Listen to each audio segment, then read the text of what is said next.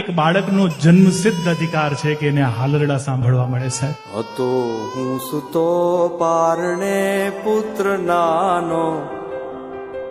એ નવજાત શિશુના કર્ણની સુરમય દીક્ષા છે સાહેબ, પણ આપણે એમાંય આગળ વધ્યા. હવે આપણે યુટ્યુબમાં સંભળાવીએ ને બિચારો સુઈ જાય, કારણ કે એને દલીલ કરતા નથી આવડતી ને. પુત્ર છે ને કોઈ લતા મંગેશકરજી જેવો અવાજ નથી માંગતો, એ તો તમારા પાસે ભાવ માંગે છે સાહેબ.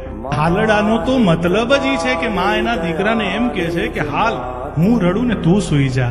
કેમ તમે ના ના ના નથી કરતા? આપણે એને હા હા હા એમ સુવડાવીએ છીએ. આ હકારાત્મકતા હતી આપણા પૂર્વજોમાં.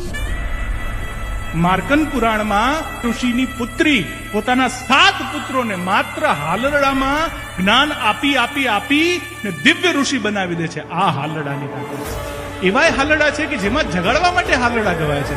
શિવાજીને જયારે મેઘાણીએ લખેલું હાલરડું સંભળાવવામાં આવે ને તો એમાં વાત એમ છે, આજે ભલે સુઈ જા પણ વખત આવે જયારે દેશની જરૂર પડશે, જયારે ભૌમને જરૂર પડશે, જયારે ધર્મને જરૂર પડશે.